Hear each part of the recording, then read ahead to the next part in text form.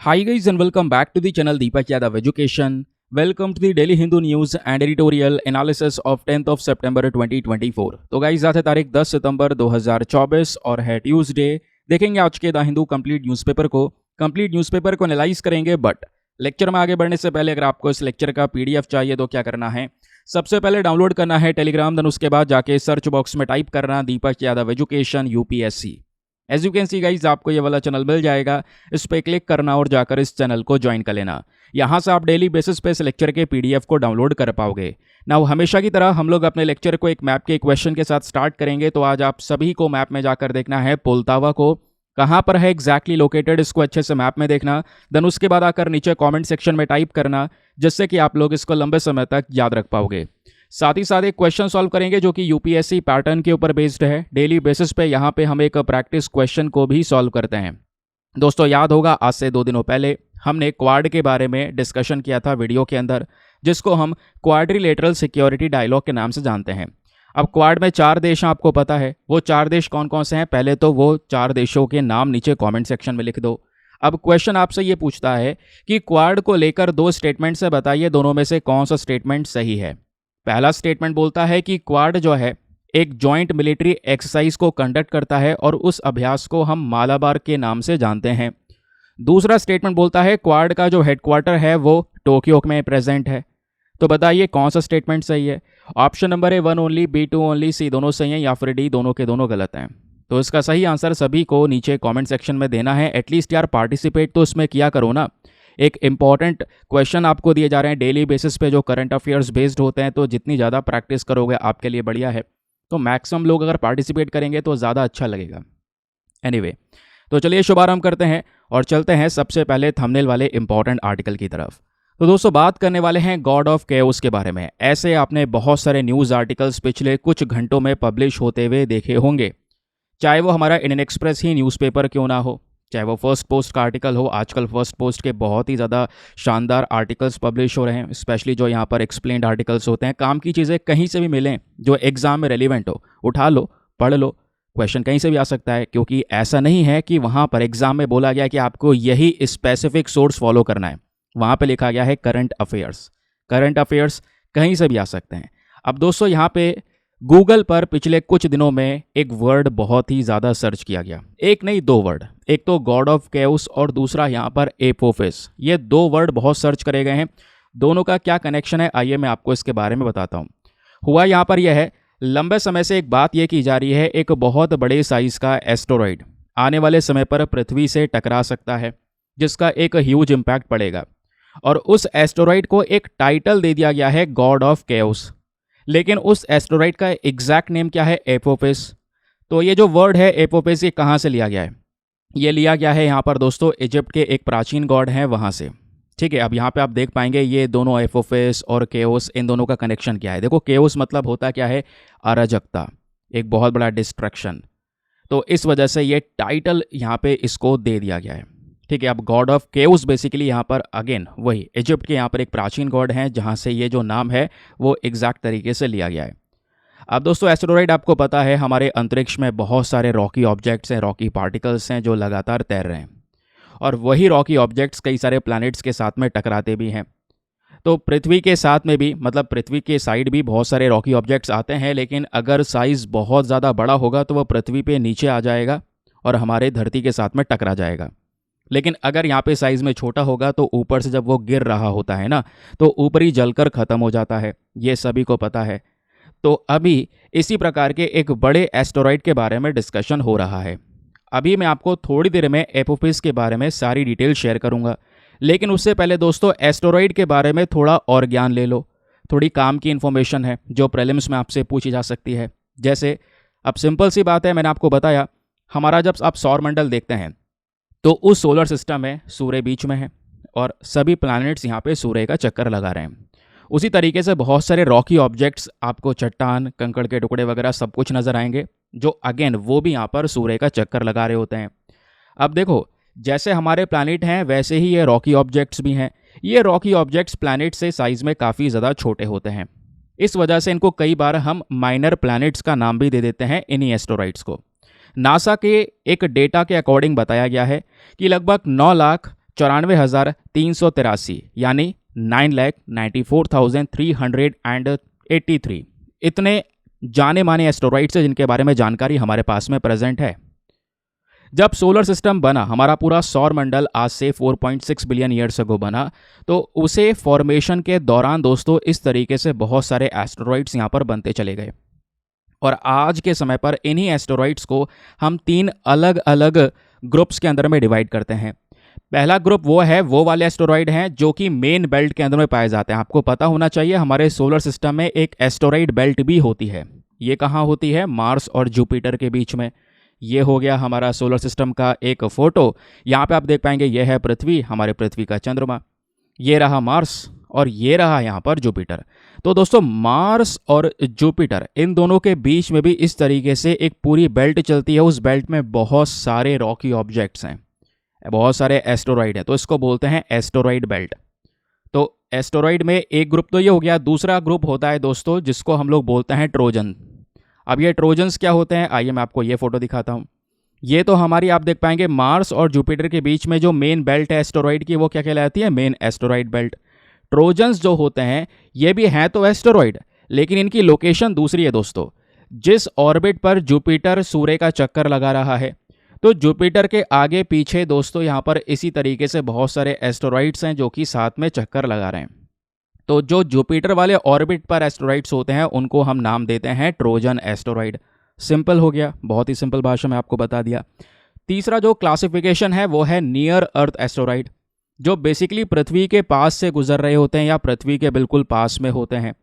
तो जो एपोफिस की हम बात कर रहे हैं ये भी दोस्तों पृथ्वी के पास से गुजरेगा आने वाले समय पर, जो पृथ्वी को हिट कर सकता है ना, ऐसा यहाँ पर बोला जा रहा है। तो अर्थ के ऑर्बिट को क्रॉस कर जाते हैं कई बार, तो इसको हम लोग बोलते हैं नियर अर्थ एस्टेरॉइड। तो इस तरीके से 3 अलग अलग क्लासिफिकेशंस करे गए हैं, ये मैंने आपको बता दिया। अब दोस्तों जैसे हमने देखा कि 9 लाख से भी ज़्यादा छोटे छोटे एस्टेरॉइड्स जिनके बारे में प्रॉपर जानकारी है, लेकिन यहाँ पर 10,000 से ज़्यादा ऐसे एस्टेरॉइड्स हैं जो कि बहुत ज़्यादा खतरनाक भी हो सकते हैं, है ना। इनमें से यहाँ पर 1400 के आसपास जो है दोस्तों बोला जाता है वो पोटेंशियली हैजार्डस एस्टेरॉइड हैं, PHA बोला जाता है, इनको ध्यान रखिए। सवाल यह है पोटेंशियली हैजार्डस एस्टेरॉइड क्या होते हैं? नाम से ही पता चल रहा है ये बहुत ही ज़्यादा बड़ा खतरा है हमारे पृथ्वी के लिए। पृथ्वी से टकराएंगे तो एक बड़ी तबाही लेकर आएंगे। इस वजह से यहाँ पर हैजार्डस एस्टेरॉइड वर्ड का यूज़ किया गया है। तो क्वेश्चन यह है कि एपोपिस वाला कौन सी कैटेगरी में आता है? तो एपोपिस जिसकी हम बात कर रहे हैं वो भी एक पोटेंशियली हैजार्डस एस्टेरॉइड ही है, ठीक है, इसको ध्यान रखेंगे। चलिए, अब बहुत देर से हमने इस वर्ड का यूज़ किया एपोफिस। आइए अब मैं आपको थोड़ा विस्तार से बताता हूँ। ये एस्टेरॉइड दोस्तों देखने में कुछ इस प्रकार से लगता है, एक मूंगफली के दाने की तरह, लेकिन साइज़ में ऑब्वियस सी बात है बहुत बड़ा है। साल 2004 में इसकी खोज की गई थी और नासा के डेटा के अकॉर्डिंग बताया गया है कि आने वाले समय पर 13 अप्रैल 2029 में हमारे पृथ्वी के सतह से ये लगभग 32,000 किलोमीटर की दूरी से गुजरेगा। तो जब 32,000 किलोमीटर की दूरी से ये गुजर रहा होगा पृथ्वी के पास से, और मान लो छोटा मोटा कोई भी कंकड़ इसके रास्ते में आ जाए, उससे इसका डायरेक्शन एकदम चेंज हो सकता है, और अगर डायरेक्शन चेंज हो गया तो ये पृथ्वी को भी हिट कर सकता है, ऐसा इन्फॉर्मेशन दिया गया है। और फिर उससे पहले कुछ रिपोर्ट्स नासा की भी बोल चुकी आने वाले समय पर पृथ्वी काफ़ी समय तक या 100 सालों तक सेफ है इस एपोपिस की वजह से। लेकिन अब डेटा दोस्तों सामने कुछ और आ रहा है कि रास्ते में इसके कुछ भी आ गया, क्योंकि कुछ भी टकराएगा इससे तो इसका रास्ता एकदम बदल जाएगा, तो ये पृथ्वी से भी टकरा सकता है। ये एक कंसर्निंग सिचुएशन है। अब दोस्तों एपोपिस कितना बड़ा है ज़रा ये समझिए। इसकी चौड़ाई लगभग 340 मीटर है, ऐसा नहीं है फिर भी बहुत बड़ा साइज़ का हो। 340 मीटर यहाँ पर इसका ओवरऑल साइज़ है, ठीक है। उसके अलावा इसका स्ट्रक्चर देखेंगे तो इसमें सिलिकेट, निकेल और लोहे का जो पूरा मिश्रण है वो देखने को मिलेगा। इन्हीं सब चीज़ों से मिलकर ये बना हुआ है जो मूंगफली जैसा दिखाई पड़ रहा है। कब बना था? लगभग 4.5 अरब साल पहले यहाँ पर यह बना था, ऐसा इसके बारे में बताया जा रहा है। जो हमारा यहाँ पर मंगल और बृहस्पति वाला ग्रह है, इनके बीच में जो एस्टेरॉइड बेल्ट है जिसके बारे में अभी हमने डिस्कशन किया था, उसी एस्टेरॉइड बेल्ट के अंदर में दोस्तों ये एपोपिस नाम का एस्टेरॉइड बनता है। नाउ अब एक और सवाल आपके दिमाग में आना चाहिए कि चलो ठीक है, वैसे पॉसिबिलिटी बस खाली बताई जा रही है, टकरा सकता है, हो सकता है ना भी टकराए। अगर मान लो टकरा जाता है, इफ़ वर्ड यहाँ पे यूज़ कर रहे हैं, तो क्या इम्पैक्ट पड़ सकता है? बड़ा एक्सप्लोजन दोस्तों होगा। ये एस्टेरॉयड अगर हिट करेगा तो कितनी एनर्जी से, यहाँ पर आप देख पाएंगे 12 lakh kilo tons of kinetic energy के साथ में ये एस्टेरॉयड पृथ्वी को हिट करेगा। ठीक है, कंपैरिजन करें तो जो एटॉमिक बॉम्ब होता है, एटॉमिक बॉम्ब वाली शक्ति यहाँ पर इस एक्सप्लोजन में हो सकती है, ऐसा बोला जा रहा है। ठीक है, जिसकी वजह से एक मतलब 1000 ऑफ स्क्वायर किलोमीटर के अंदर में एक बड़ा क्रेटर बनने वाला है। 3.2 माइल का एक बड़ा गड्ढा बन जाएगा, ऐसा बोला गया है। यानी किसी भी देश के ऊपर अगर गिर गया तो बड़ी तबाही मचेगी, उस पर्टिकुलर कंट्री के लिए बहुत ज़्यादा सिचुएशन काफ़ी ख़राब होने वाली है। ये यहाँ पे हमारा एक पॉसिबिलिटी है बस खाली जो दिखाई जा रही है। लेकिन देखो सवाल ये भी है कि हम अगर इतिहास देखें तो हम डायनासोर्स की बात करते हैं। डायनासोर्स पृथ्वी से पूरी तरह से ख़त्म हो गए क्योंकि एक एस्टेरॉयड टकराया था। दोस्तों वो एस्टेरॉयड का साइज़ बहुत ज़्यादा था, 10 किलोमीटर बड़ा यहाँ पर एस्टेरॉयड, एक ह्यूमंगस साइज़ था उसका। उसके कंपैरिजन में ये वाला एपोपेस एस्टेरॉयड का साइज़ कुछ भी नहीं है। हाँ, लेकिन जहाँ भी टकराता है इम्पैक्ट बड़ा होगा। इस वजह से यहाँ पे जो गॉड ऑफ केओस है उसका टाइटल भी यहाँ पे यूज़ किया जा रहा है। ठीक है, इतनी बात क्लियर हो गई। चलिए अब आगे आते हैं, इसको ध्यान रखिएगा, क्वेश्चन यहाँ से एग्जामिनेशन में बन सकते हैं।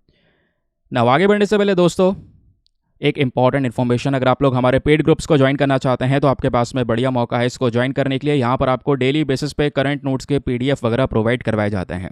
फॉर एग्जांपल जैसा भी आपने देखा, हमने एक आर्टिकल डिस्कस किया, बहुत सारा रिलेटेड इन्फॉर्मेशन कलेक्ट की, वो सभी नोट्स दोस्तों आपको रेडीमेड फॉर्म में एक पीडीएफ में प्रोवाइड करवाए जाते हैं। एक ऐसा पीडीएफ जिसका प्रिंट आउट वगैरह आप आराम से निकलवा सकते हैं, एक ऐसा पीडीएफ जो हिंदी और इंग्लिश दोनों भाषाओं में होता है, एक ऐसा ग्रुप आपको मिल जाता है जहां पे आपका सभी करंट अफेयर्स का कंटेंट सिक्योर हो जाता है।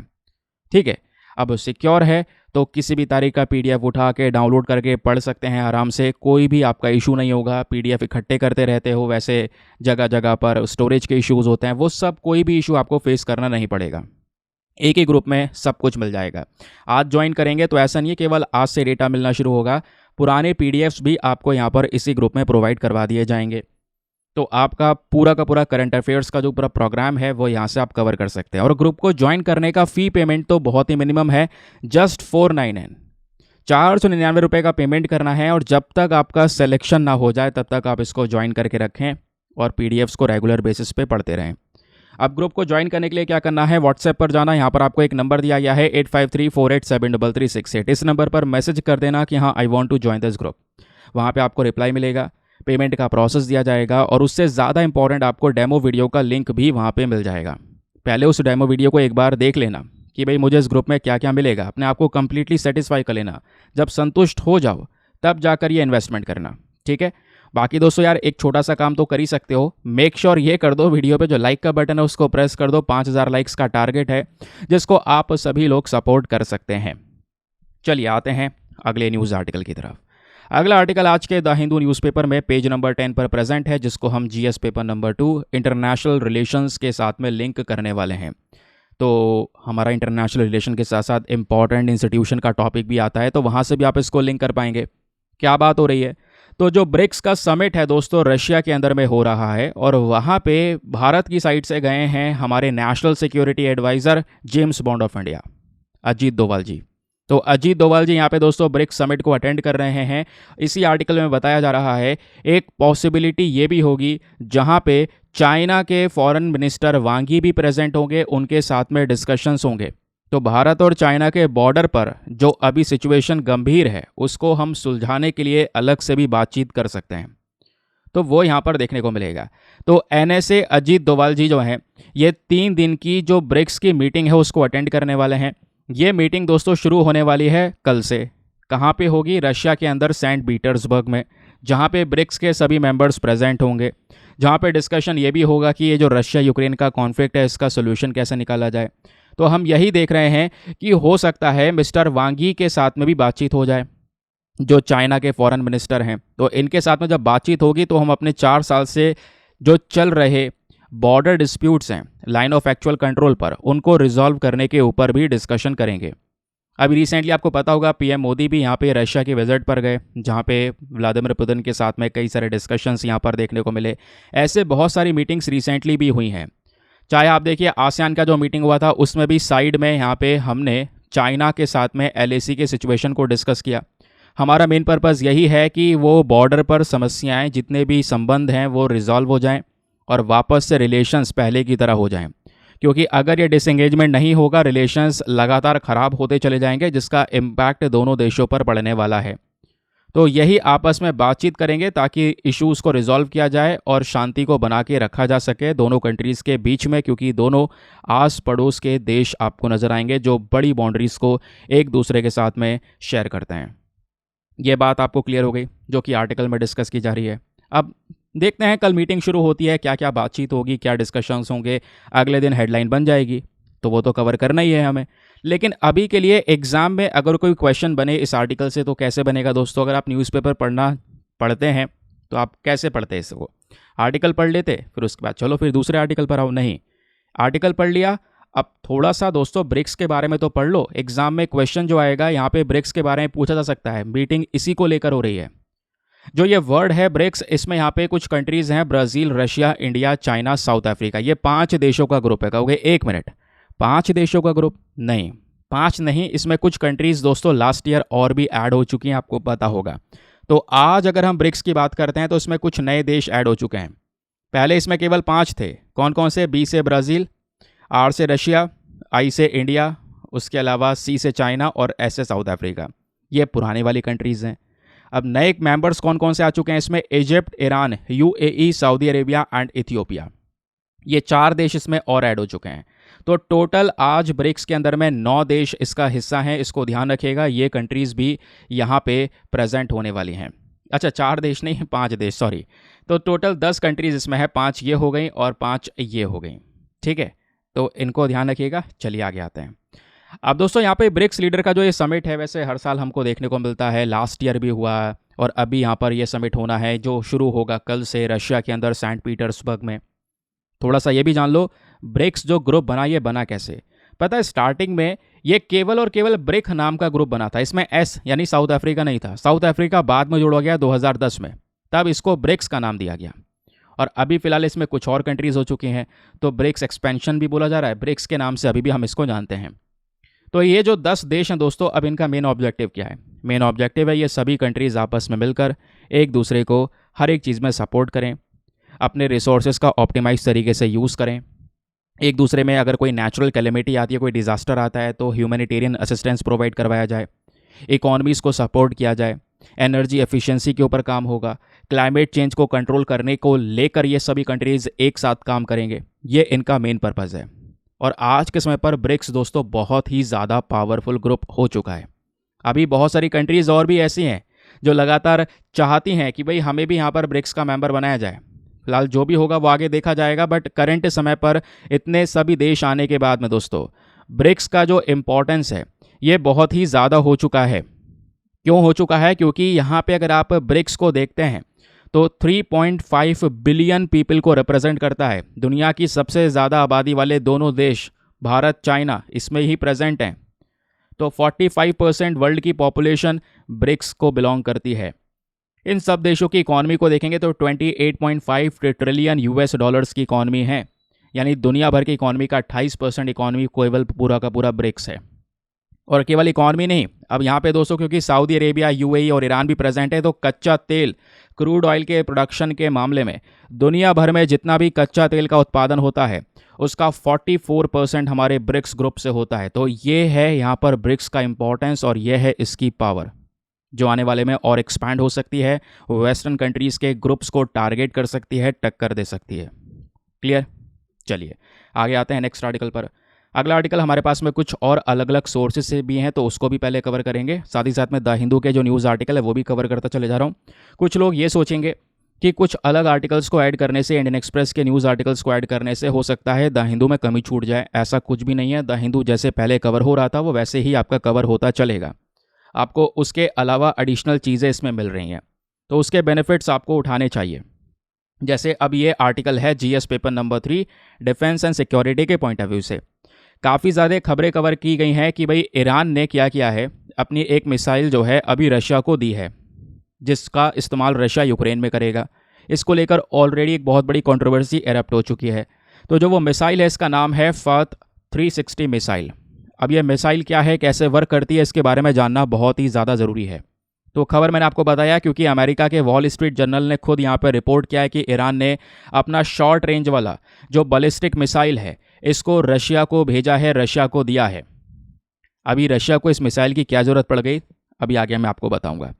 तो दोस्तों, ये जो फात 360 मिसाइल है ना, जिसको हम फतेह 360 के नाम से भी जान रहे हैं, ये ईरान का शॉर्ट रेंज यानी अगर पास का कोई टारगेट है उसको हिट करने वाला ऐसा मिसाइल है ना। अब उसके अलावा इसको इंस्टॉल करना वगैरह काफ़ी आसान है। इस मिसाइल को अगर आप देखेंगे तो कुछ इस तरीके से ये नज़र आता है ना। एक ट्रक के ऊपर में इसको माउंट किया गया है। ये कुछ फ़ोटोज़ आपको देख पाएंगे। ये एक ट्रक है जिस पे ये मिसाइल से लगाई गई है। इससे यहाँ पर ये सीधा मिसाइल दाग के अपने टारगेट को हिट करेगा। इसका जो टोटल लॉन्च वेट है वो है 787 किलोग्राम्स के आसपास और लगभग मार्क 3 से लेकर 4 की स्पीड तक यहाँ पर ये काम करेगा। सॉलिड फ्यूल इंजन यहाँ पर आपको देखने को मिल जाएगा इस रॉकेट के इस मिसाइल के अंदर में, है ना। फिर उसके अलावा यहाँ पे बात ये भी है दोस्तों, इसकी जो रेंज है वो 120 से लेकर 300 किलोमीटर तक की है, ये भी यहाँ पर बताया जा रहा है। इतनी रेंज को ये कवर करेगा। और इस मिसाइल सिस्टम में बहुत सारा और ऑलरेडी यहाँ पे जो फीचर्स है वो ऐड किया गया है। जैसे इसका जो डिज़ाइन है वो काफ़ी ज़्यादा स्टेबल है और इस मिसाइल के अंदर में हम आगे 150 किलोग्राम तक वॉर हेड लेकर चल सकते हैं। इतना बड़ा विस्फोट कर सकते हैं, इतना बड़ा कह सकते हैं जो बॉम्ब है वो यहाँ पर कैरी कर सकते हैं, है ना। उसके अलावा इसकी एक्यूरेसी, सटीक तरीके का जो ये हिट करता है उसकी काफ़ी ज़्यादा तारीफ़ होती है। ये जो मिसाइल है जैसे मैंने आपको बताया पूरा का पूरा एक ट्रक के ऊपर में फिट किया जाता है। उस ट्रक से ही यहाँ पर इस मिसाइल को कैरी करते हैं और एक बार में ढेरों मिसाइल्स को ये लॉन्च भी कर सकता है। जैसे आप यहाँ पर देख पा रहे होंगे मिसाइल्स के कई सारे कैनिस्टर बने हुए हैं जिसमें से एक साथ ढेरों मिसाइल्स लॉन्च हो सकते हैं। तो ध्यान रखिएगा फतेह 360 के बारे में। हाँ, एक चीज़ और, भाई रशिया को मिसाइल्स की ज़रूरत पड़ रही है। रशिया तो खुद डिफेंस के मामले में खुद एक बहुत बड़ी पावर है। उनके पास में डिफेंस के मामले में कोई कमी है? देखिए, रशिया के पास में बहुत सारी हैवी मिसाइल्स हैं, ऐसे बहुत सारे वेरिएंट्स हैं उनके पास में, लेकिन वो बहुत कॉस्टली हैं। तो वो चाहते हैं थोड़ी सस्ती मिसाइल्स को यूज़ करना, क्योंकि नहीं तो फिर ऐसे ही वो यूज़ करते रहेंगे, उनका जो पूरा डिफेंस आइटम है वो यहाँ पे ख़त्म होगा। तो ईरान भी आज के समय पर ये रशिया को ये जो सप्लाई है वो कर रहा है इन मिसाइल्स की, जिससे रशिया यहाँ पर इन सस्ती मिसाइल्स को यूज़ कर पाएगा। ठीक है, क्लियर हो गया। चलिए, अगला न्यूज़ आर्टिकल हमारा GS paper number 3 space and technology के पॉइंट ऑफ व्यू से इंपॉर्टेंट है। क्वेश्चन यहाँ से बन सकता है। तो दोस्तों, एक मिशन है जो मरकरी के ऊपर में भेजा गया है। हमारे सोलर सिस्टम में मरकरी सबसे पहला प्लैनेट है जो सन के बिल्कुल करीब है। फिर वीनस, अर्थ, मार्स, इस तरीके से यहाँ पे बाकी प्लैनेट्स की लाइन शुरू हो जाती है। तो मरकरी पे एक मिशन भेजा जिसका नाम है बेपी कोलंबो स्पेसक्राफ्ट। तो इस स्पेसक्राफ्ट ने पहली बार दोस्तों मरकरी का जो साउथ पोल होता है, ऊपरी भाग होता है, उसका एक क्लियर फोटो भेजा है जो रिसेंटली काफ़ी ज़्यादा वायरल हुआ सोशल मीडिया प्लेटफॉर्म पर। तो यह है मरकरी जो सन के बिल्कुल करीब है, पहला प्लैनेट है सन से। फिर Venus, Earth, Mars, Jupiter, Saturn, Uranus, Neptune, इस तरीके से आपको बाकी प्लैनेट्स नजर आएंगे। अब दोस्तों यहाँ पे जैसे मैंने आपको बताया एक क्लियर व्यू मिला, ये वाला, ये आप देख पाएंगे, ये है मरकरी। ये मिशन ऊपर घूम रहा है इसका जो हमने लॉन्च किया है, और इसने यहाँ पर इस तरीके से मरकरी का बिल्कुल टॉप वाला हिस्सा एक क्लियर कट फोटो भेजी है जिसको लगातार सोशल मीडिया प्लेटफॉर्म पर शेयर किया गया है। तो एग्जाम में क्वेश्चन आपसे बन सकता है कि बेपी कोलंबो स्पेसक्राफ्ट रिसेंटली चर्चा में था, ये कौन से प्लैनेट पर भेजा गया? ये सवाल बन सकता है, या पूछा जा सकता है ये कौन से 2 स्पेस एजेंसी का मिशन है? तो ध्यान रखिए, बेपी कोलंबो स्पेसक्राफ्ट जो है इसमें यूरोप की जो स्पेस एजेंसी है यूरोपियन स्पेस एजेंसी, और जापान की जो स्पेस एजेंसी है जाक्सा, जिसको बोलते हैं, इसका फुल फॉर्म है जापान एरोस्पेस एक्सप्लोरेशन एजेंसी, इन दोनों का ये मिशन है। जैसे भारत के पास में इसरो है ना, वैसे यूरोप का ईएसए है, जापान का जैक्सा है, इन दोनों ने मिलकर ये मिशन मरकरी के ऊपर में भेजा। इस मिशन को नाम बेपी कोलंबो दिया गया है, थोड़ा अजीब सा नाम लग रहा है। देखिए, बेपी कोलंबो बेसिकली एक इटालियन मैथमेटिशियन और इंजीनियर थे, एक व्यक्ति थे जिन्होंने लगातार बहुत सारे कंट्रीब्यूशन दिए और यहाँ पे समझाया मरकरी के ऑर्बिट के बारे में। तो उनकी वजह से मरकरी के ऑर्बिट को हम समझ पाए, तो इस वजह से उनके लिए उनके नाम के ऊपर में ये बेपी कोलंबो स्पेसक्राफ्ट नाम रखा गया। अब बेपी कोलंबो स्पेसक्राफ्ट को अगर आप देख पाएंगे दोस्तों, तो इसमें 2 कंपोनेंट्स हैं, 2 चीज़ें हैं जो हमारे मरकरी के चक्कर लगा रही हैं। एक है आपका मरकरी प्लानिटरी ऑर्बिटर और दूसरा है मरकरी मैग्नेटोस्फेरिक ऑर्बिटर। अगर आपको मैं एक फ़ोटो दिखाऊं ये वाला, तो इसमें आप क्लियर समझ पाएंगे। ये मरकरी है, तो एमपीओ ऑर्बिट इस तरीके से ये देखने को मिल जाएगा, एमओमो ऑर्बिट ये देखने को मिल जाएगा। अब ये दोनों ऑर्बिट क्या कर रहे हैं, इन दोनों कंपोनेंट्स को हम लोगों ने इन दोनों ऑर्बिट पर उतारा है, ये मरकरी के चक्कर लगा रहे हैं और मरकरी की जो प्रॉपर इन्फॉर्मेशन है वो हमारे साथ में शेयर कर रहे हैं। तो जो एमपीओ है दैट इज़ मर्क्यूरी प्लानिटर ऑर्बिटर, इसका मेन काम क्या है, ये वाला जो एमपीओ है ये यूरोप वाली स्पेस एजेंसी ने दिया है। इसका काम है मर्क्यूरी का जो सरफेस है उसको स्टडी करना, उसकी प्रॉपर मैपिंग प्रोवाइड करवाना। और जो एमएमओ है, मैग्नेटोस्फेरिक ऑर्बिटर जो है एमएमओ वाला, इसको जापान वाली स्पेस एजेंसी ने दिया है, क्योंकि ईएसए और जाक्सा ने मिलकर ही तो इस मिशन को तैयार किया है। ठीक है, तो एमएमओ जैक्सा ने प्रोवाइड करवाया और इसका मेन फोकस क्या है, मरकरी के एटमॉस्फेयर को जानना, उसके बारे में इंफॉर्मेशन निकालना।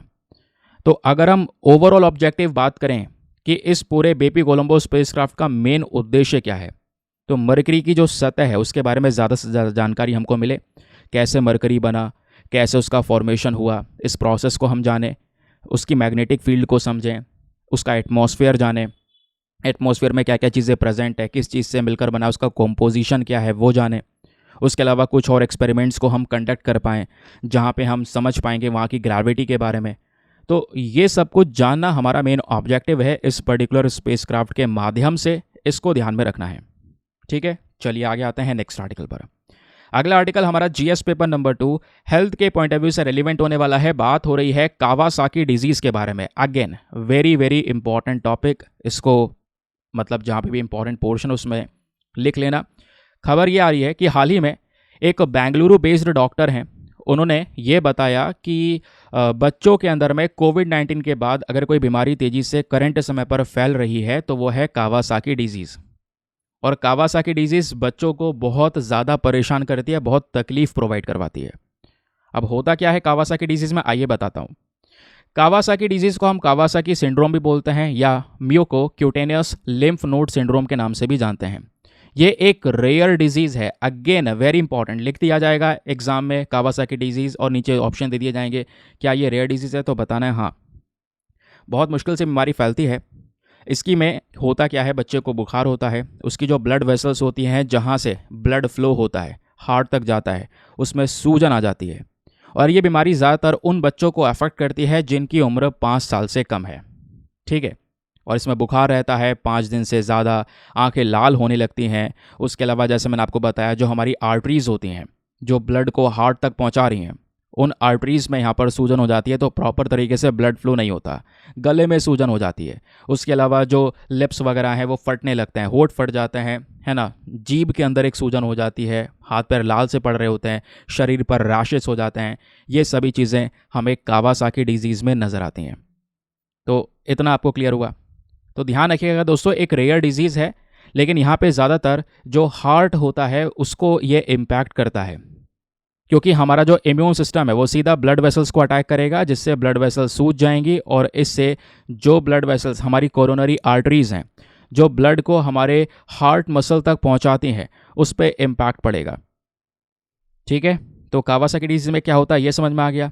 इसमें दोस्तों कई सारे प्रकार के सिम्टम्स यानी लक्षण आपको दिखाई पड़ सकते हैं, जैसे हाथ पैर का सूज जाना, इरिटेशन होना, शरीर पर रैशेस होना, ये मैं आपको बता ही चुका हूँ। क्वेश्चन ये भी आता है कि इसको हम कावासाकी डिजीज़ ही क्यों बोलते हैं, क्योंकि ये जो डिजीज़ है इसको सबसे पहली बार डिफाइन किया गया था जापान में एक व्यक्ति के माध्यम से, जिनका नाम है तोमीसाकु कावासाकी। तो इन्होंने इसके बारे में बताया और पहला केस दोस्तों यहाँ पर निकल कर आया हवाई से 1976 में। तब से इसको हम कावासाकी डिजीज़ का नाम देने लगे। और इस डिजीज़ के पीछे का मेन कारण क्या हो सकता है, ज़्यादातर जो लेट विंटर्स होते हैं या यहाँ पर जो हमारा बरसात का मौसम होता है, तो उस दौरान ये सबसे ज़्यादा फैलता है। तो करंट समय पर भी यही हाल अभी बच्चों में देखने को मिल रहा है, जिस वजह से ये हमने कावासाकी डिजीज़ को कवर किया है।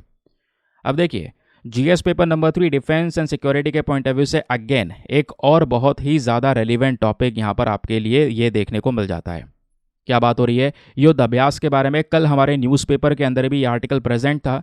युद्ध अभ्यास एक एक्सरसाइज है जो कि भारत और अमेरिका के बीच में कंडक्ट करवाई जाती है। अभी कल अखबार में आर्टिकल प्रेजेंट था कि इंडिया और यूएस की जो बायलैटरल आर्मी है, इनके बीच में एक अभ्यास होगा जिसको हम बोलते हैं युद्ध अभ्यास।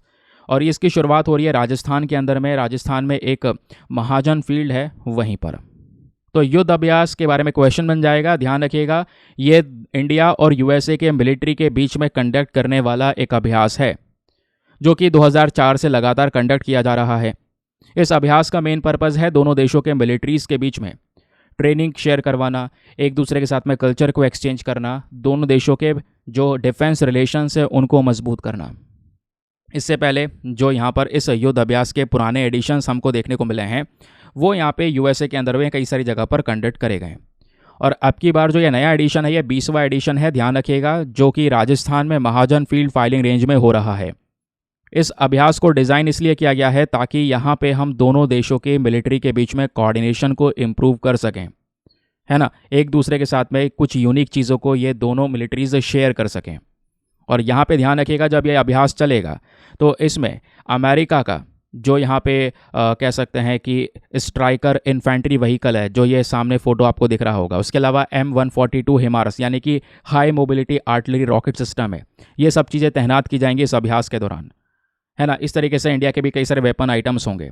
ये जो एडवांस रॉकेट सिस्टम्स आपको दिख रहे हैं आज के समय पर, ये यहाँ पे यूक्रेन भी इस्तेमाल कर रहा है रशिया से इस जंग में, जो अमेरिका ने भेजे हैं।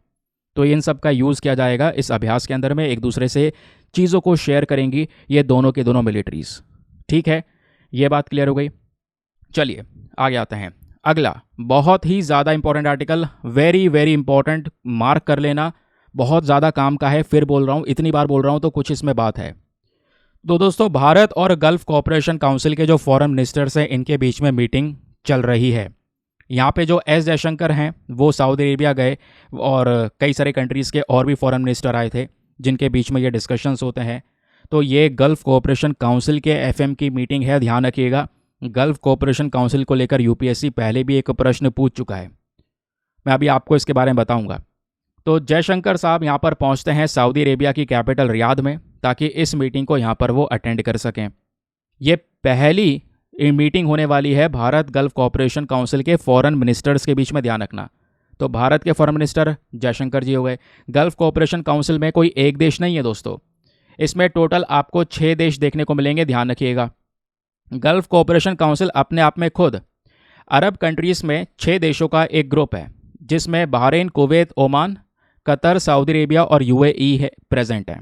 अगर मैं आपको इनको एग्जैक्ट मैप में दिखाऊं तो ये सऊदी अरेबिया एक हो गया, दूसरा बहरीन, तीसरा कुवैत, चौथा कतर, पांचवा यूएई और छठा यहाँ पर ओमान। तो ये 6 कंट्रीज़ यहाँ पे गल्फ कोऑपरेशन काउंसिल का हिस्सा हैं। यूपीएससी ने एक बार यही प्रश्न पूछ लिया था, उसमें ईरान भी ऐड कर दिया था। पूछा ये था कि भाई इनमें से बताइए कौन सा देश जीसीसी का हिस्सा नहीं है, तो वो ईरान है, सिंपल सी बात है, वो इसका हिस्सा नहीं है। ठीक है, ये क्लियर हो गया। इस पर्टिकुलर गल्फ कोऑपरेशन काउंसिल को 1981 में बनाया गया था ताकि ये सभी देश आपस में सिक्योरिटी और इकोनॉमिकली कोलैबोरेट करके, कोऑपरेट करके काम कर सकें। और हर साल इनके बीच में एक समिट भी होता है जहाँ पे अपने कोऑपरेशन को ये डिस्कस करते हैं। लेकिन करंट समय पर इन सभी देशों के फॉरेन मिनिस्टर के साथ में भारत के फॉरेन मिनिस्टर की मीटिंग हो रही है।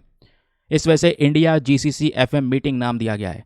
तो इंडिया की फॉरेन पॉलिसी अभी के समय पर एक अल्टीमेट लेवल पर है। तो उसको लेकर यहाँ पे कुछ चीज़ें, कुछ पॉइंट्स शेयर करे गए हैं। जैसे गल्फ कोऑपरेशन काउंसिल खुद एक इंटर गवर्नमेंटल यूनियन है जिसमें 6 देश प्रेजेंट हैं। उनके नाम मैंने आपको यहाँ पर बता दिया है ना, ये सारे नाम। तो अभी भारत फोकस करेगा कि गल्फ कोऑपरेशन काउंसिल के देशों के साथ में रिलेशनशिप को और कैसे मजबूत किया जा सके, क्योंकि ये जो 6 देश हैं इनके साथ में व्यापार भारत का बहुत बड़ा है। और सबसे इम्पॉर्टेंट बात, इंडिया का डायस्पोरा इन 6 देशों में बड़े लेवल पर है। कहने का मतलब है भारत से कई सारे लोग जाते हैं यहाँ पे काम करने के लिए। 8.9 मिलियन लोग, ये इंडियन कम्युनिटी है जो इन देशों में काम कर रही है, इन देशों को ग्रो करने में हेल्प कर रही है। तो ये सब चीज़ें भी यहाँ पर हमको देखने को मिल जाती हैं इस मीटिंग के दौरान। चलिए, अब कहानी अभी ख़त्म नहीं हुई है, मैं आपको थोड़ा सा भारत और गल्फ कोऑपरेशन काउंसिल के रिलेशंस के बारे में समझा देता हूँ कि ये रिलेशंस कहाँ पर स्टैंड करते हैं, व्यापार किस लेवल पर यहाँ पर सभी कंट्रीज़ के बीच में होता है, वो आपको बताता हूँ। ठीक है, तो गल्फ कोऑपरेशन काउंसिल में 6 देश कौन कौन से हैं याद रखिएगा। इस तरीके से यहाँ पर सीक्वेंस बना के याद रखना, QUBOKS, जो भी यहाँ पर बनाना हो इस तरीके से आप बना सकते हैं, क्यू बॉक्स, है ना। अब होता यहाँ पर यह है कि ये सभी देश भारत के साथ में अगर हम रिलेशंस देखें तो ऐतिहासिक रिलेशन भी काफ़ी रेलिवेंट है। और ये सब देश एक जगह और इंडिया बगल में, मान लो यहाँ पर ये इंडिया, ये पाकिस्तान दिख रहा है तो इधर भारत ही है। तो इनके बीच में बस खाली ये 6 देश आपके गल्फ कोऑपरेशन काउंसिल वाले हो गए। तो भारत और इन 6 देशों के बीच में बस खाली एक समुद्र की बाउंड्री आती है और वो है यहाँ पे हमारा अरेबियन सी। तो अरेबियन सी से ही हम यहाँ पर इन 6 देशों के साथ में कनेक्ट हो जाते हैं।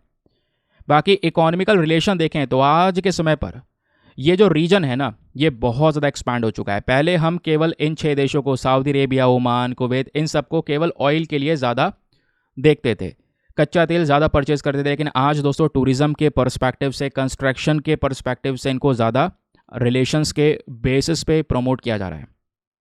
तो कई सारी जो अपॉर्चुनिटीज़ हैं व्यापार के लिए, इन्वेस्टमेंट्स के लिए, ये देशों ने यहाँ पर दी हैं। इंडिया को भी दी हैं, इंडिया ने इनको भी दी हैं। तो आपस में इस तरीके से व्यापार चल रहा है। अगर हम 2023-24 वाले साल की बात करेंगे तो भारत और गल्फ कोऑपरेशन काउंसिल का दोनों का जो ट्रेड था, व्यापार, यानी इंडिया और इन 6 देशों का जो व्यापार है वो दोस्तों 161.59 बिलियन डॉलर्स का पहुंचा। 150 बिलियन डॉलर को क्रॉस कर गया। एक पर्टिकुलर ईयर का व्यापार है ये, जिसमें से हम लोगों ने जो एक्सपोर्ट है वो किया था 56.3 बिलियन डॉलर का और इंपोर्ट किया है 105.3 बिलियन डॉलर्स का। यानी कि व्यापार में घाटा है, क्योंकि हम यहाँ पर ऑयल के ऊपर बहुत बड़े डिपेंडेंसी दिखाते हैं इन देशों के ऊपर में। कच्चा तेल की डिमांड हमारे देश में बहुत ज़्यादा है, पॉपुलेशन बहुत ज़्यादा है। अब ऑब्वियस सी बात है, ट्रांसपोर्टेशन सेक्टर को चलाना है तो उसी कच्चे तेल से पेट्रोलियम या बाकी सारे दूसरे प्रोडक्ट्स बनाए जा रहे हैं। तो वो सब चीज़ें आती इन्हीं देशों से मैक्सिमम। ठीक है, क्लियर हो गया। चलिए, उसके अलावा भारत और इन गल्फ कोऑपरेशन काउंसिल के बीच में एक फ्री ट्रेड एग्रीमेंट भी है। एक फ्रेमवर्क एग्रीमेंट हमने साइन किया, जिसमें हमारा मेन टारगेट यही था कि दोनों देशों के या दोनों साइड से इकोनॉमिक कॉपरेशन को बढ़ाया जा सके। इसको लेकर बातचीत 2004 में हुई। फिर अलग से भी हमने यूएई के साथ में इस तरीके के एग्रीमेंट्स करे, फ्री ट्रेड एग्रीमेंट, जिसके माध्यम से जो व्यापार है और ज़्यादा बढ़ता हुआ नजर आया। फिर बात आती है एनर्जी कोऑपरेशन के मामले में। तो दोस्तों यहाँ पे गल्फ कोऑपरेशन काउंसिल का जो महत्व है भारत के लिए वो कहाँ पर है, ज़रा इस लाइन से समझिए। ये बोलता है कि दुनिया का आधे से ज़्यादा जो ऑयल रिजर्व है वो इन्हीं 6 देशों में प्रेजेंट है। ये 6 देश लेके बैठे हैं। उसके अलावा इंडिया का जो ऑयल इंपोर्ट हो रहा है, जो हम कच्चा तेल मंगाते हैं, उसका 35% इंपोर्ट केवल इन 6 देशों से आता है। और जो हम गैस इंपोर्ट करते हैं उसका 70% गैस इंपोर्ट्स भी केवल इन 6 देशों से आता है। तो ये है यहाँ पर एनर्जी के मामले में cooperation between India and gulf cooperation council countries. बाकी डायस्पोरा के बारे में आपको बता ही चुका हूँ कि भारत से लगभग 8.9 मिलियन के आसपास लोग प्रेजेंट हैं आज के समय पर, जो इंडियन कम्युनिटी के हैं, जो इन देशों में रह रहे हैं, इन 6 देशों में रह रहे हैं, है ना। आरबीआई की एक रेमिटेंस सर्वे की रिपोर्ट आई 2021 की, जिसमें यह बताया कि ये लोग वहाँ जाते हैं, वहाँ पे काम करते हैं तो बहुत सारा पैसा कमा के ही बेचते हैं, पैसा कमा के अपने परिवार को बेचते हैं। तो जो वो रेमिटेंस है, वो रेमिटेंस यहाँ पे थोड़ा सा डिक्लाइन भी यहाँ पर थोड़ा बहुत देखने को मिलेगा, बट वो रेमिटेंस आता है हमेशा के बेसिस पे, तो ये भी आपने ध्यान में रखना है। ठीक है, ये बात हो गई गल्फ कोऑपरेशन काउंसिल की। बहुत ज़्यादा न्यूज़ में रहता है और हमने डिस्कस कर लिया। चलिए आगे आते हैं। पेज नंबर 1 पर एक और आर्टिकल प्रेजेंट है, जिसको हम जीएस पेपर नंबर 2 हेल्थ के साथ में लिंक करेंगे। कल यार मैंने डिस्कस किया ही है। देखो, जो मंकी पॉक्स का केस एक निकल कर आया है भारत में, उसको अभी इन्वेस्टिगेट किया जा रहा था, लेकिन अब कंफर्म कर दिया है हमारी हेल्थ मिनिस्ट्री ने। और ये कंफर्मेशन कहते हुए बोला है कि हाँ बिल्कुल, वो व्यक्ति जिसको अलग से आइसोलेट किया गया था उसके अंदर मंकी पॉक्स वायरस प्रेजेंट है, वो पॉजिटिव पाया गया, जिसको लेकर एक कंसर्निंग सिचुएशन देखने को मिलेगी। लेकिन फिर भी पैनिक होने की ज़रूरत नहीं है। हमारा मेन टारगेट यही है कि जो भी ऐसे केसेस निकल कर आए उनको आइसोलेट करके रखा जाए, ताकि ये इस बीमारी को ना फैला सके। अब ये सब चीज़ें मैंने कल ही पढ़ाई है, वही सिमिलर चीज़ यहाँ पे लगी हुई है, तो कुछ एक्स्ट्रा यहाँ पर है नहीं। फिलहाल काम के आर्टिकल पर आते हैं। एक और न्यूज़ आर्टिकल आज के ही द हिंदू न्यूज़पेपर में प्रेजेंट है। अभी तो हमने भारत और गल्फ कोऑपरेशन काउंसिल के बारे में डिस्कशन किया। यहाँ पे जो बात हो रही है, ये आर्टिकल पेज नंबर 12 पर प्रेजेंट है, जिसमें हम बात कर रहे हैं इंडिया और यूएई के रिलेशंस के बारे में। तो भारत और जो यूनाइटेड अरब एमिरेट्स है, इनके बीच में अग्रीमेंट साइन हुआ है for the civil nuclear cooperation. ये क्या है, देखिए मैं आपको बताता हूँ। यूएई के जो प्रिंस हैं, क्राउन प्रिंस, जिनका फ़ोटो आप यहाँ पर देख पाओगे, इनका नाम है शेख खालिद बिन मोहम्मद बिन जायद अल नायन। तो ये करंट समय पर यहाँ पर पीएम मोदी के साथ में देखने को मिलेंगे, क्योंकि ये भारत के विजिट पर आए हैं। और मैं आपको बताऊं, जब ये विजिट पर आए तो पहली बार भारत और यूएई ने इतने सारे अग्रीमेंट्स को साइन किया, मेमोरेंडम ऑफ अंडरस्टैंडिंग के अग्रीमेंट को साइन किया। और पहली बार न्यूक्लियर कॉपरेशन यानी न्यूक्लियर एनर्जी के मामले में भी भारत और यूएई मिलकर काम करेंगे। और ये अग्रीमेंट हुआ है भारत की एनपीसीआईएल। एनपीसीआईएल क्या है? ये इंडिया की nuclear power corporation of India है। और यूएई का यहाँ पे बराका न्यूक्लियर पावर प्लांट है। पूरे अरब वर्ल्ड को अगर हम देखें, पूरे अरब वर्ल्ड को, तो अरब की दुनिया का पहला ये पहला न्यूक्लियर पावर प्लांट है, बराका न्यूक्लियर प्लांट। तो इन दोनों के बीच में भी यहाँ पर ये अग्रीमेंट क्या है कि मिलकर ये वर्क करने वाले हैं। उसके अलावा यहाँ पे अगर आप देख पाएंगे दोस्तों, अगस्त 2015 जब प्रधानमंत्री नरेंद्र मोदी यूएई गए, दोनों कंट्रीज़ ने मिलकर बहुत सारी चीज़ों पे डिस्कशन पहले भी किया कि हम सेफ्टी, हेल्थ, एग्रीकल्चर, साइंस और टेक्नोलॉजी इन सब सेक्शंस में मिलकर काम करेंगे। इतना ही नहीं, अभी मंडे में जब ये डिस्कशन हुआ तो कल के दिन और भी कई सारे सेक्टर्स के अंदर में एमओयू को साइन किया गया है। ठीक है, तो ये भी आपको ध्यान में रखना है। तो जो ये क्राउन प्रिंस हैं दोस्तों, ये आज के समय पर इंडिया में आए हैं और इनका एक बहुत मतलब कह सकते हैं वेलकम, हमने बड़ा वेलकम देखा। कई सारे वीडियोस यहाँ पे सोशल मीडिया प्लेटफॉर्म पर चल रहे थे। उसके अलावा ये अग्रीमेंट साइन हुए, अग्रीमेंट्स के बारे में आपको बताया। ऐसे कई सारे और अग्रीमेंट साइन हुए हैं जहाँ पे मेन पर्पज़ है भारत और यूएई के संबंधों को, चाहे वो एनर्जी लेवल हो उससे भी बियॉन्ड लेकर जाना, है ना, वहाँ पे उनके रिलेशंस को और ज़्यादा डेवलप करना। ये हमारा मेन टारगेट आपको देखने को मिल जाता है। ठीक है, क्लियर हो गया। I2U2 ग्रुप है, आपको पता होगा, जिसमें यहाँ पर यूएस है, यूएई है, इंडिया है, इजराइल है, इनके बीच का यहाँ पर ये ग्रुप है जिसको हम लोगों ने यहाँ पर बना रखा है। तो उसमें भी यूएई का एक बहुत बड़ा प्रेजेंस देखने को मिलेगा, है ना। तो ये क्लियर हो गया। अब देखिए एग्जामिनेशन के पॉइंट ऑफ व्यू से सबसे पहली चीज़ इस आर्टिकल में बात हो रही है बराकाह न्यूक्लियर पावर प्लांट के बारे में। अब ये चर्चाओं में है तो एग्जाम क्वेश्चन बन सकता है। एग्जाम्पल दूँ, ज़ैपोरोजिया न्यूक्लियर पावर प्लांट याद है नहीं याद है? 2023 का यूपीएससी के प्रीलिम्स में एक क्वेश्चन मिल गया कि बताइए ज़ैपोरोजिया न्यूक्लियर पावर प्लांट कहाँ पर है? यूक्रेन में है, रशिया यूक्रेन का युद्ध चल रहा था, इस वजह से वो चर्चाओं में था। डायरेक्ट प्रश्न था, वो सर्च भी कर सकते हैं। यहाँ पे बात हो रही है बराकाह न्यूक्लियर पावर प्लांट की। तो दोस्तों यूएई में ये पर्टिकुलर जगह पे यहाँ पर ये न्यूक्लियर पावर प्लांट है। जैसे मैंने बोला, अरब वर्ल्ड का पहला न्यूक्लियर प्लांट जिसमें 4 रिएक्टर्स है, reactor 1, reactor 2, reactor 3 and reactor 4। ये जो न्यूक्लियर पावर प्लांट बना है दोस्तों, इसमें एक एडवांस टेक्नोलॉजी यूज़ की है साउथ कोरिया से लेकर। इस तरीके से ये डेवलपमेंट शुरू हुआ। तो क्वेश्चन बन सकता है कि बराकाह न्यूक्लियर पावर प्लांट कहाँ पे सिचुएटेड है? तो यूएई के अंदर में ये सिचुएटेड है। ये पहला न्यूक्लियर एनर्जी प्लांट है पूरे अरब वर्ल्ड का। इसका कंस्ट्रक्शन शुरू हुआ था जुलाई 2012 में। इसने वर्क करना शुरू किया 2020 से, है ना। और अब यहाँ पर इसके 4 रिएक्टर्स तैयार करे गए हैं। तो जो 4 रिएक्टर्स हैं, अगर ये पूरी तरह से काम करने अगर शुरू कर देंगे जिस समय पर भी, तो ध्यान रखिएगा, क्योंकि ऑब्वियस सी बात है न्यूक्लियर एनर्जी से यहाँ पे बिजली जनरेट की जा रही है तो बहुत सारे एमिशंस भी होते हैं। तो अगर ये चारों रिएक्टर्स तैयार हो जाएंगे तो इससे हर साल 21 मिलियन टन के आसपास कार्बन एमिशंस होते हुए नजर आएंगे, ये यहाँ पर बोला जा रहा है।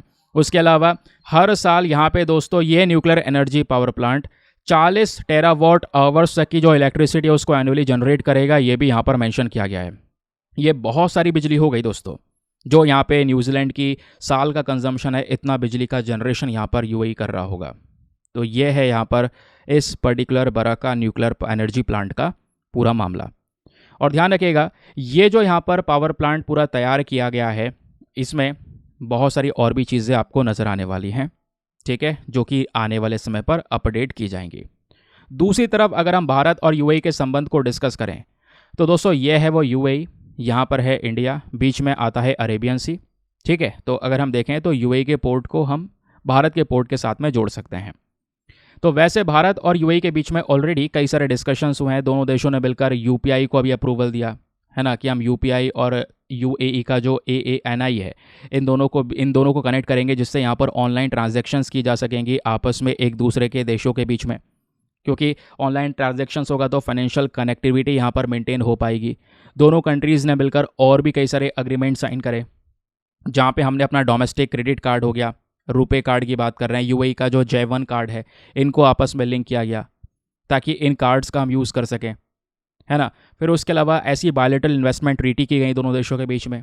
यूएई आज के समय पर अगर आप देख पाएंगे 2022-23 में, तो यूएई चौथा सबसे बड़ा फॉरेन डायरेक्ट इन्वेस्टर रहा है भारत के लिए, जहाँ से बहुत सारा पैसा इन्वेस्ट किया है। तो इंडिया में अभी तक उसने $75 बिलियन के आसपास भारत के इंफ्रास्ट्रक्चर में इन्वेस्ट किया है, ये बोला गया। ऐसी दोस्तों IMEC कॉरिडोर, अभी आपको पता होगा लास्ट ईयर G20 का समिट भारत में हुआ, तो उस समिट के दौरान हमने IMEC कॉरिडोर को बनाने का अप्रूवल दिया। IMEC कॉरिडोर क्या है? India middle east Europe economic corridor. इस कॉरिडोर में हम भारत को सीधा यूरोप के साथ में जोड़ेंगे, जिसका फ़ायदा अरब कंट्रीज़ को भी मिलेगा। इसमें यूएई एक अहम रोल प्ले करेगा, क्योंकि भारत के बंदरगाह को हम यूएई के बंदरगाह यानी उसके पोर्ट के साथ में जोड़ेंगे और फिर वहाँ पोर्ट से एक रेलवे लाइन बनाई जाएगी इजराइल तक। इजराइल के हाइफा पोर्ट को ग्रीस के पायरस पोर्ट के साथ में जोड़ दिया जाएगा।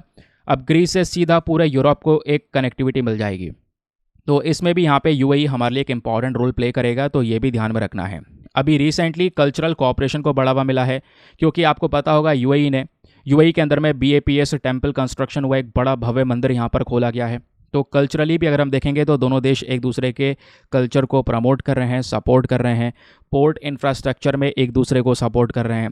भारत मार्ट नाम का यहाँ पर आप कह सकते हैं जो पूरा एक रिटेल वेयर हाउसिंग फैसिलिटी है वो अभी यूएई के अंदर में प्रोवाइड करवाया गया है, जिसको भारतीय प्रधानमंत्री ने यहाँ पर जिसका फाउंडेशन रखा था। तो भारत जो मार्ट है ये इसका मेन पर्पज़ होगा, इंडिया का जितना भी आइटम है दोस्तों वो इस पर्टिकुलर मार्ट में मिलेगा। तो ऐसे बहुत सारी चीज़ें यहाँ पर हुई हैं जिससे रिलेशंस डेवलप हुए। वैसे अगर आप इतिहास देखेंगे तो 1972 वो पर्टिकुलर ईयर है जब भारत और यूएई के डिप्लोमेटिक रिलेशंस अच्छी तरीके से इस्टेब्लिश होना शुरू हुए।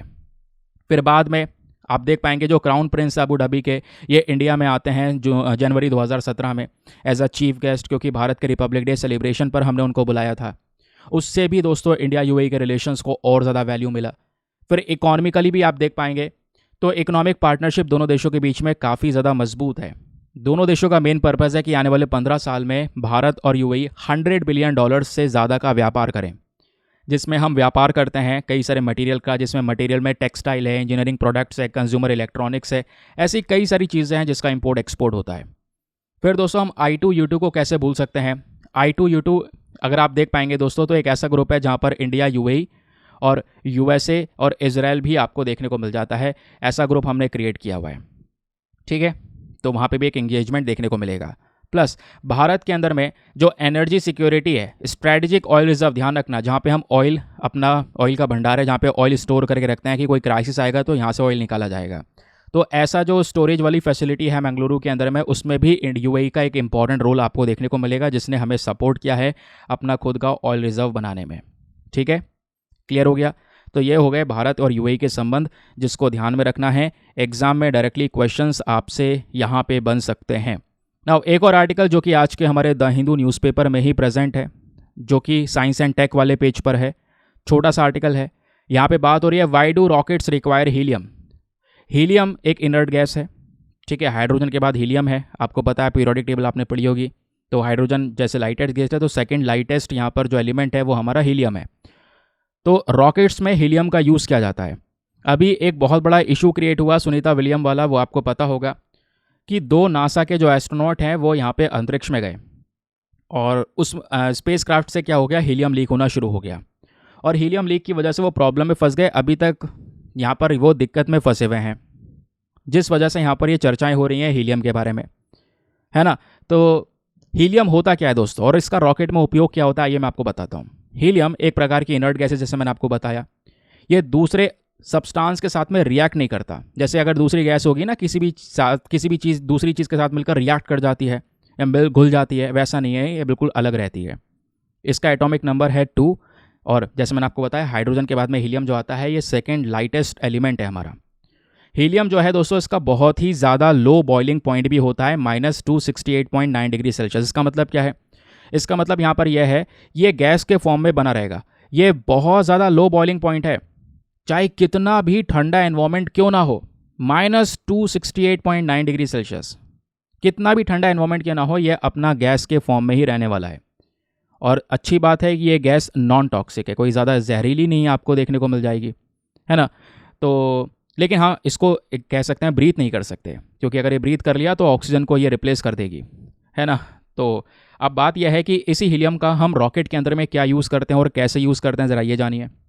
दोस्तों हीलियम को यूज़ किया जाता है ताकि फ्यूल टैंक्स को प्रेशराइज किया जा सके। होता यह है, रॉकेट के अंदर में फ्यूल टैंक है, उसी फ्यूल से यहाँ पे रॉकेट इंजन को सपोर्ट मिलता है और रॉकेट हमारा चलता है, ठीक है। तो जो फ्यूल का फ्लो है वो बराबर रॉकेट में होता रहे, रॉकेट के इंजन तक बिना इंटरप्शन के चलता रहे, है ना। और उसको ठंडा करने के लिए, कूलिंग सिस्टम के लिए भी यहाँ पे इस हीलियम का इस्तेमाल किया जाता है। तो जो फ्यूल है, ऑक्सीडाइज़र है, जब ये चीज़ें बर्न होती हैं रॉकेट इंजन में तो हीलियम यहाँ पे दोस्तों भर जाता है।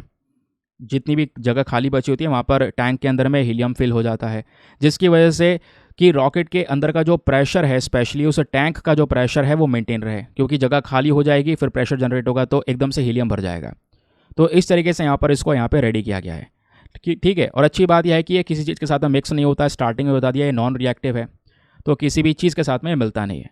तो प्रॉब्लम यह है कि कई बार ये लीक हो जाता है, क्योंकि हीलियम की हम बात कर रहे हैं तो सेकेंड लाइटेस्ट एलिमेंट है। इसका एटॉमिक साइज़ बहुत ज़्यादा छोटा है, 2 नंबर है इसका एटॉमिक नंबर, है ना। मॉलिकुलर वेट यहाँ पर कम है। इससे क्या होता है, यहाँ पर ये छोटे छोटे अगर गैप कहीं पर भी मिल गया ना, छोटी सील भी कहीं भी मिल गई, स्टोरेज टैंक में कोई छोटा सा गैप मिल गया, वहाँ से लीक हो जाता है, रिलीज़ हो जाता है। तो इस वजह से कई बार ये लीकेज का इशू यहाँ पे होता रहता है हीलियम का। ठीक है, तो ये यहाँ पे ध्यान में रखना है। तो ये गैस जो है इंपॉर्टेंट होती है कि भाई रॉकेट के स्पेसक्राफ्ट जो फ्यूल सिस्टम है उसमें कोई फॉल्ट ना हो जाए। जो जगह खाली होती है उस प्रेशर को मेंटेन करने के लिए इस हीलियम को भरा जाता है, ये बात ध्यान रखिएगा। चलिए आते हैं नेक्स्ट न्यूज़ आर्टिकल की तरफ। अब दोस्तों ये आर्टिकल देखो, कल हमने डाउन टू अर्थ एक न्यूज़ आर्टिकल डिस्कस किया था, आपको याद होगा कि मेजॉरिटी ऑफ दुनिया भर की जो आबादी है दोस्तों, वो उनके पास में माइक्रो न्यूट्रिएंट्स की कमी है। माइक्रो न्यूट्रिएंट्स की कमी होने की वजह से वो माल न्यूट्रिशन जैसी प्रॉब्लम से गुजर रहे हैं। हमने कल ही एडिटोरियल डिस्कस किया था और आज हमारे द हिंदू न्यूज़पेपर में टेक्स्ट एंड कॉन्टेक्स्ट पर यह आर्टिकल आ गया दोस्तों। डेटा पॉइंट पर है, एडिटोरियल में ही आपको देखने को मिल जाएगा कि 70% के आसपास जो चाइल्ड डेथ हो रही है इंडिया में माल न्यूट्रिशन की वजह से हो रही है। क्यों? क्योंकि रिसेंटली माल न्यूट्रिशन को लेकर एक लैंसेट की स्टडी आई है, जो मैंने आपको ऑलरेडी डिस्कस कर दी। स्टंटिंग, वेस्टिंग, ये सब चीज़ें क्या होती हैं कल ही मैंने आपको बताया। ये आर्टिकल मैंने पूरा लगा भी दिया है सामने, तो कल वाला वीडियो ओपन करो, बहुत इंपॉर्टेंट है कल वाला वीडियो। ये माल न्यूट्रिशन का पूरा आर्टिकल वहाँ से समझ लो अच्छे से। एग्जाम में कोई क्वेश्चन बनेगा आराम से रेडी कर पाओगे, और मैंने आपको यहाँ पर ये मेंस का क्वेश्चन भी दिया था कल। ठीक है, चलिए अब फिलहाल आते हैं नेक्स्ट एडिटोरियल पर। पेज नंबर 8 पर हमारा टेक्स्ट एंड कॉन्टेक्स्ट का पेज है। फ्रंट पेज पर ऊपर आपको एक बड़ा सा आर्टिकल मिल जाएगा, ये वाला। हालांकि इस आर्टिकल में कमियां बहुत सारी हैं, मतलब ज़्यादा कुछ चीज़ें नहीं है, लेकिन मैं आपको बहुत अच्छे से एक्सप्लेन करूंगा। यहाँ पे बात ये हो रही है, इंडिया में रोड सेफ्टी को लेकर एक बहुत बड़ा चैलेंज देखने को मिलेगा, जिसमें हमें सुधार करने की ज़रूरत है। तो रोड सेफ्टी भारत के अंदर में एक बड़ी दिक्कत बन रहा है। अब बार बार हम रोड सेफ्टी वर्ड का यूज़ कर रहे हैं, मतलब यह है कि देखो इंडिया में एक्सीडेंट्स वगैरह बहुत ज़्यादा होते हैं, जिसकी वजह से इंजरी भी बहुत होती है और लोग घायल भी बहुत ज़्यादा होते हैं। तो उस पर्टिकुलर सिनेरियो को हमें टैकल करने की ज़रूरत है। तो उसके लिए हम क्या करेंगे, रोड सेफ्टी जैसी चीज़ों को ही तो प्रमोट करेंगे। तो आज के समय पर पुरानी रिपोर्ट्स का यूज़ करके भी इस आर्टिकल को लिखा गया है। इन्होंने बोला अगर हम 2022 में देखें तो जो टोटल रोड एक्सीडेंट हुए दोस्तों वो 4 लाख से ऊपर थे। अगर हम टू बी प्रिसाइज अगर बात करें तो 4,61,312 इतने रोड एक्सीडेंट्स हुए, जिसमें से 1.5 लाख से ज़्यादा लोगों की मौत हो गई। ये आप समझ रहे हैं। और बाकी यहाँ पर ऐसे कई सारे लोग हैं, लाखों लोग वो भी हैं जो इंजर्ड हुए बुरी तरह से। तो रोड सेफ्टी दुनिया भर की एक प्रॉब्लम है, लेकिन इंडिया में एक गंभीर प्रॉब्लम है, क्योंकि इस पूरे दुनिया भर की प्रॉब्लम में इंडिया का कंट्रीब्यूशन बढ़ गया है। बताया यह जाता है कि हर दिन हर घंटे 34 लोग कहीं ना कहीं अफेक्ट होते हैं इस रोड एक्सीडेंट्स की वजह से। तो ये है एक बड़ी प्रॉब्लम। और आज कई सारे स्टेट्स हैं, जिसमें यूपी है, तेलंगाना है, यहाँ सभी जगह पर बहुत सारे केसेस आपको रोड सेफ्टी के देखने को मिलेंगे। उत्तर प्रदेश में सबसे ज़्यादा फैटिलिटीज़ होती हैं, सबसे ज़्यादा मृत्यु होती हैं रोड एक्सीडेंट्स की वजह से। फिर तमिलनाडु में भी आपको बहुत सारे जो एक्सीडेंट्स की वजह से मृत्यु है वो देखने को मिलेगी। तेलंगाना हो गया, छत्तीसगढ़ हो गया, ये सभी वो स्टेट्स हैं जहाँ पर हाईएस्ट डेथ रेट आपको देखने को मिलेगा रोड एक्सीडेंट की वजह से। ये यहाँ पर आपको देखने को मिल जाता है। नाउ अब क्वेश्चन हमारे सामने आता है सबसे पहला, आखिरकार ये जो रोड एक्सीडेंट्स हो रहे हैं इसके पीछे का प्राइमरी रीज़न क्या है, मेन कारण क्या है? यही चीज़ तो जानना है, एग्जाम में यही तो पूछा जाएगा। लास्ट में आपको एक क्वेश्चन भी दूंगा, प्लीज़ इसको अच्छे से सुनिएगा। सबसे पहला कारण यहाँ पे रोड एक्सीडेंट का है ओवर स्पीडिंग। भाई आजकल बहुत ज़्यादा हीरोइज़म जैसी चीज़ें दिखाई जाती हैं, उसके अलावा स्टंटिंग वगैरह नॉर्मल हो चुका है। आम व्यक्ति भी गाड़ी चलाना बाद में सीखेगा, पहले स्टंटिंग सीखेगा। ऐसी कुछ चीज़ें हो रही हैं, सोशल मीडिया प्लेटफॉर्म पर प्रमोट भी हो रही हैं, जिसकी वजह से ओवर स्पीडिंग जैसी चीज़ें भी हो रही हैं। ओवर स्पीडिंग यानी गाड़ी अपनी स्पीड से ज़्यादा तेज़ चलाना, ये सबसे बड़ा रिस्क है और इसके बारे में लोगों को जानकारी नहीं है, फिर भी वो स्पीडिंग कर जाते हैं और सबसे ज़्यादा मृत्यु एक्सीडेंट्स में ओवर स्पीडिंग की वजह से होती हैं। दूसरा मेन रीज़न है ड्रंक ड्राइविंग। कितना ही मना करो, लेकिन आज भी दोस्तों आपको जगह जगह पर देखने को मिलेगा लोग पी के गाड़ी चलाने लगते हैं, शराब पीकर। तो अल्कोहल या ड्रग्स का यूज़ करके गाड़ी चलाओगे तो ऑब्वियस सी बात है एक्सीडेंट होना ही है।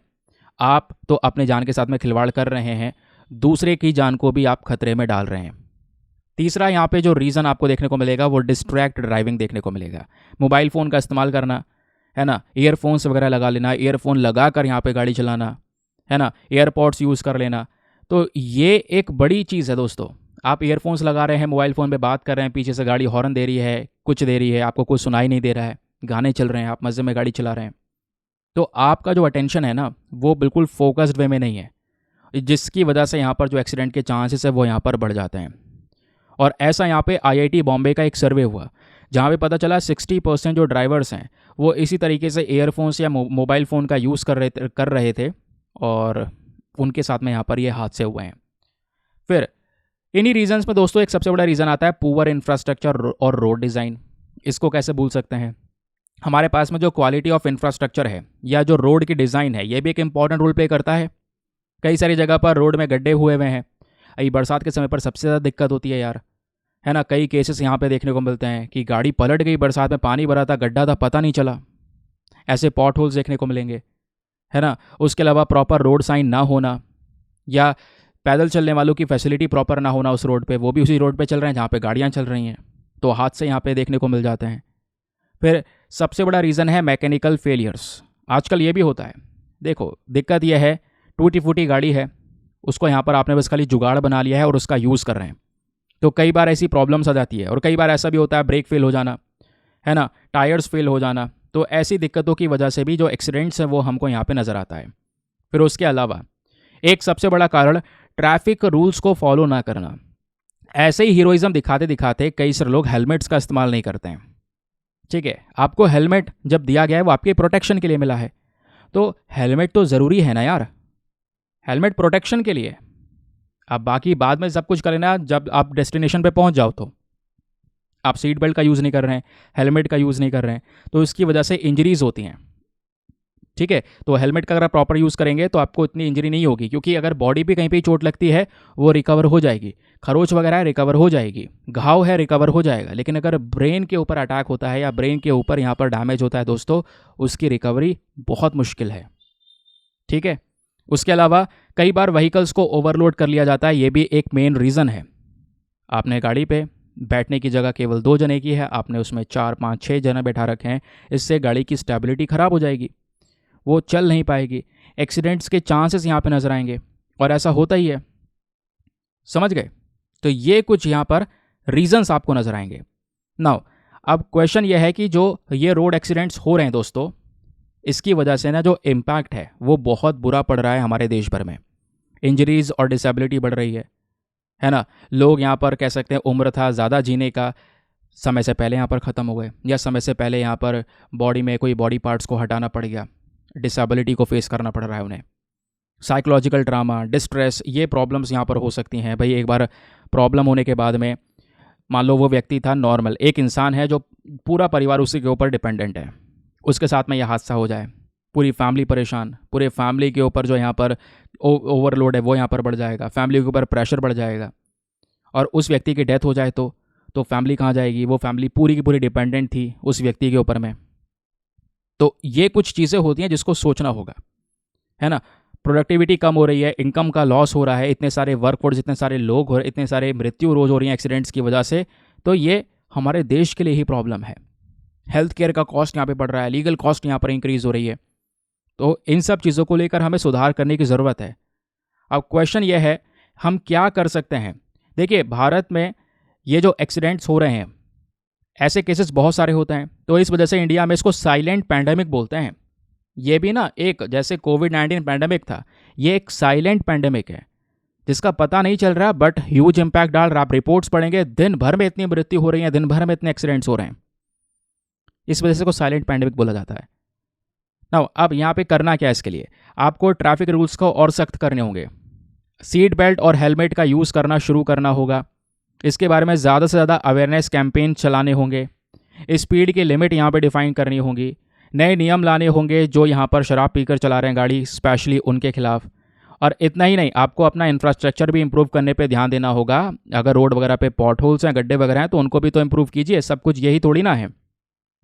और स्पेशली यहाँ पर कुछ ऐसे रोड यूज़र्स होते हैं जो रैश ड्राइविंग कर रहे होते हैं ज़बरदस्ती, है ना, उनको टैकल करना ज़रूरी है।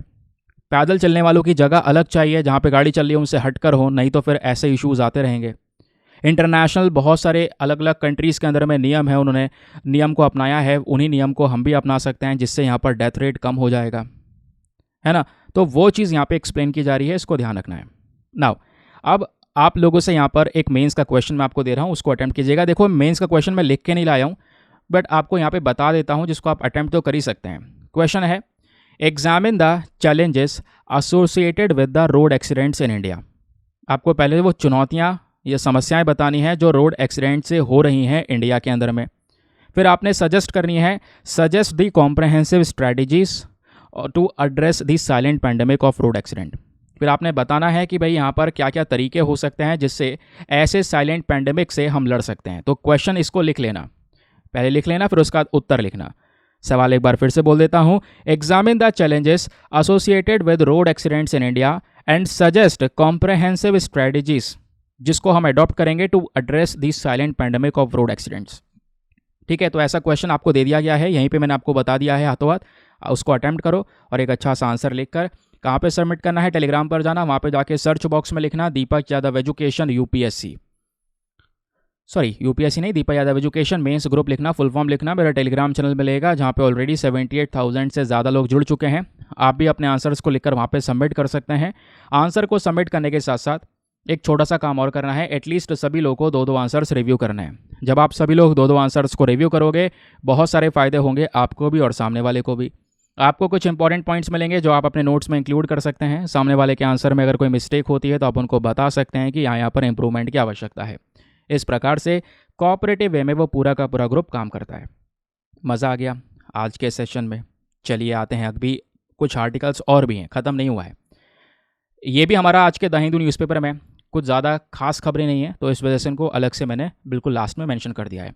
2 एंटी सबमरीन वॉरफेयर वेसल्स हैं, इंडियन नेवी के लिए तैयार की गई हैं, जिसको अभी लॉन्च किया है कोचिन शिपयार्ड में। तो दोस्तों यहाँ पर एंटी सबमरीन वॉरफेयर यानी जो दुश्मन की पनडुब्बी होती है, उस पनडुब्बी को मार के गिराने के लिए 2 जहाज़ तैयार करे गए हैं, जो कि यहाँ पर लड़ाकू जहाज़ हैं। और ये जो जहाज़ है दोनों, उनके नाम है, एक का नाम है INS मालपे, ध्यान रखिएगा, और दूसरे का नाम है INS मुल्की। ये दोनों ही नाम ध्यान रखिएगा। इन जहाज़ों का वेट है लगभग 900 टन्स के आसपास का। इनका मेन पर्पज़ है जो हमारा समुद्र वाला रीजन है वहाँ पे सपोर्ट करना, दुश्मन के पनडुब्बी को डुबा देना, दुश्मन के पनडुब्बी को अटैक करना। इस वजह से एंटी सबमरीन वॉरफेयर वेसल ये वर्ड यूज़ किया गया है। तो ये दोनों ही जहाज़ आपको दिख रहे होंगे दोस्तों। तो ये जो जहाज़ हैं, ऐसे हमें 8 जहाज़ बनाने हैं, उसमें से ये चौथा और 5वां है, ध्यान रखिए। ठीक है, जिसका एक का नाम है INS मालपे और दूसरे का नाम है INS मुल्की। और इन जहाज़ का अगर आप देख पाओगे, ये 78 मीटर लंबे हैं, 11.36 मीटर्स चौड़े हैं, है ना। मैक्सिमम स्पीड 2.5 नॉट्स के आसपास है। कई सारे वेपन्स इसके अंदर में यूज़ करे गए हैं जो कि सटीक तरीके से इस्तेमाल किए जा सकते हैं। ठीक है, तो ये क्या है, एक प्रकार के वाटर क्राफ्ट हैं जिनका मेन काम है सबमरीन जैसी चीज़ों को टैकल करना। युद्ध में इनका यूज़ किया जा सकता है। ऐसे ही दोस्तों यहाँ पे हमारे एयरक्राफ्ट कैरियर होते हैं।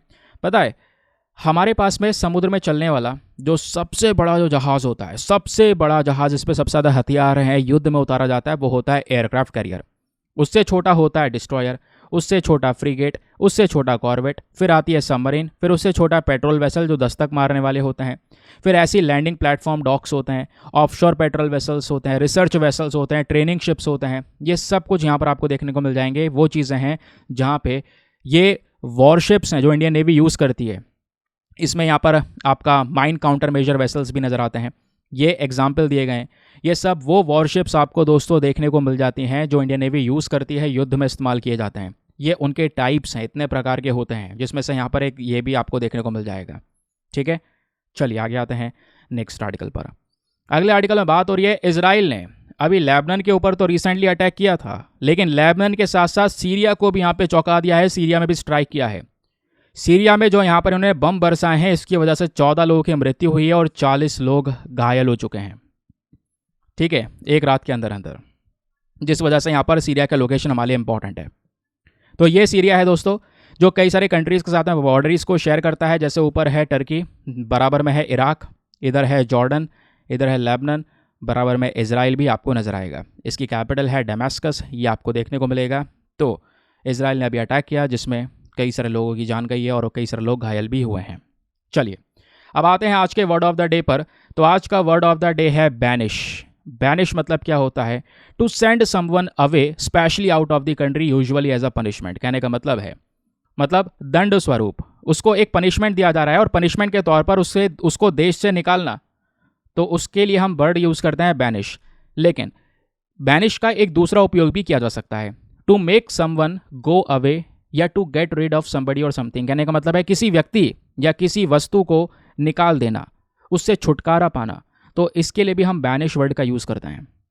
तो इस बैनिश वर्ड का यूज़ करके फटाफट नीचे कमेंट सेक्शन में एक सेंटेंस बनाओ, क्योंकि जब तक सेंटेंस नहीं बनाओगे तब तक ये वोकैब पढ़ने का कोई फ़ायदा नहीं।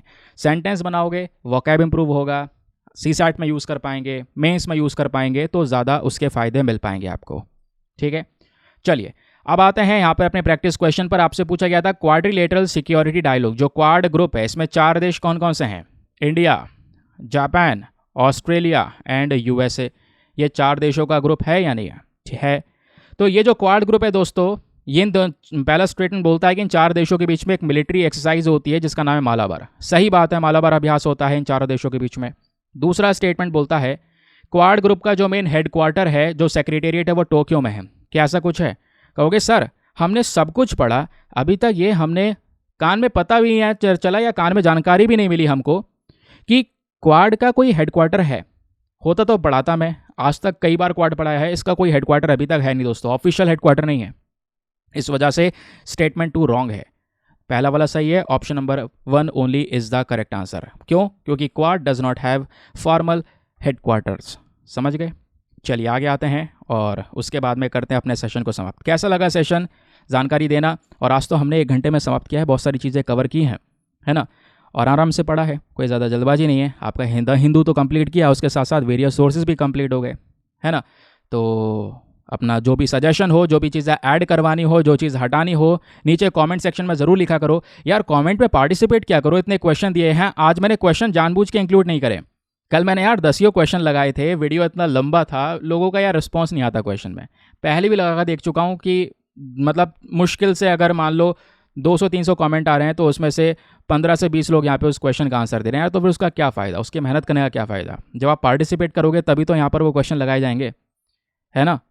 तो इस वजह से मैंने आज यार क्वेश्चन लगाए नहीं। आप खुद कल वीडियो चेक कर सकते हैं। बहुत कम लोग हैं जो पार्टिसिपेट कर रहे हैं, इससे पहले भी मैं ट्राई कर चुका हूँ, बहुत कम लोग हैं जो पार्टिसिपेट करते हैं क्वेश्चंस में। ठीक है, फिलहाल जैसा भी होगा आप बताना, ऐड करना है, एक बार फिर से चेक करेंगे, अगर आप पार्टिसिपेट करेंगे तो वापस से इंक्लूड करेंगे। मिलते हैं आपसे अगले वीडियो में। आज के लिए bye bye, have a nice day, thank you and जय हिंद।